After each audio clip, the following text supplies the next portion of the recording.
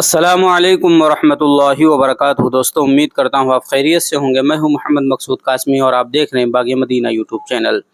दोस्तों, जैसा कि मैंने आप हज़रात को परसों बतलाया था कि दो हिंदू तंजीमें ऐसी हैं जिन्होंने इस बात का दावा किया था कि वो दारुल उलूम देवबंद जाएंगे 10 जून को, और वहाँ जा कर के मुफ्तियान इकराम से, जो वहाँ पर पढ़ाने वाले लोग हैं, उनसे इस बात का फतवा तलब करेंगे कि जो मुसलमान हैं, अपना नाम हिंदू रख लेते हैं, कलावा बांधते हैं, उनके खिलाफ दारुल उलूम देवबंद फतवा सादिर करें। तो दोस्तों, अब उन्हीं के मुतालिक खबर आ गई है। क्या है पूरा मामला, मैं आप हज़रात को बतला देता हूँ और आपसे गुजारिश करता हूँ पहली बार चैनल पर आएँ तो सब्सक्राइब कर लीजिए। हिंदू तंजीमों के लीडरान के जरिए हाथ में कलावा बांधने वाले और हिंदू नाम बदलने वाले मुस्लिम नौजवानों के खिलाफ दारुल उलूम देवबंद आकर फतवा लेने के ऐलान के सबब आज यहाँ पुलिस काफ़ी मुस्तैद रही।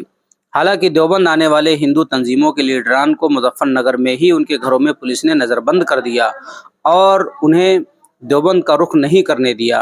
ताहम इस सिलसिले में दारुल उलूम देवबंद की इंतज़ामिया का कहना है कि दारुल उलूम देवबंद के दरवाजे हमेशा सभी के लिए खुले हैं, यहाँ कोई भी आ सकता है। दारुल उलूम देवबंद पूरी दुनिया को अमन व सलामती, भाईचारे और हुब्बुल वतनी का पैगाम देता है।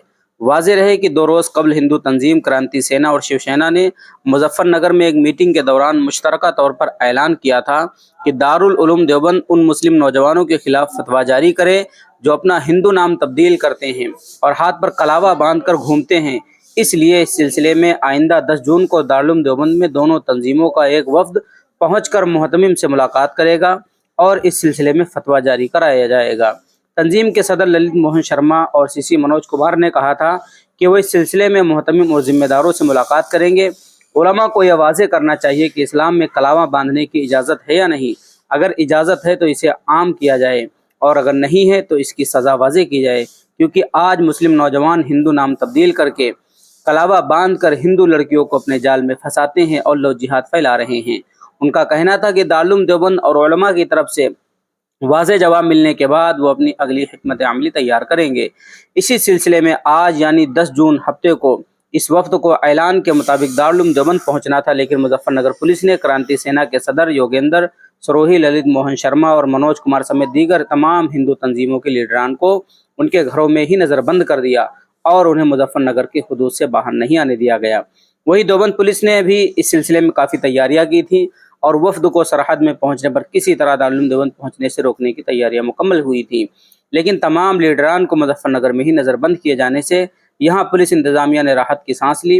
इधर इस सिलसिले में दारुल उलूम देवबंद के मोहतमिम मौलाना मुफ्ती अबुल कासिम नोमानी का कहना है कि उन्हें किसी वफद के आने की कोई इत्तला नहीं है। उनका कहना है कि फतवा किसी के हक में या किसी के खिलाफ जारी नहीं किया जाता है, बल्कि फतवा शरई मामलात में कुरान हदीस की रोशनी में सवाल का जवाब होता है। उन्होंने कहा कि इदारे के दरवाजे सभी के लिए हमेशा खुले हैं, कोई भी यहाँ आ सकता है। दारुल उलूम देवबंद गुज़िश्ता 1.5 सदी से इस्लाम का अमन व शांति, भाईचारे, इंसानियत और हुब्बुल वतनी का पैगाम पूरी दुनिया तक पहुँचा रहा है। तो दोस्तों, ये थी मुख्तसर सी खबर जो मैंने आप हज़रात के सामने पेश की कि जो हिंदू तंजीम के लोग आना चाह रहे थे उनको मुजफ्फरनगर में ही नज़रबंद कर दिया गया और नहीं आ पाए।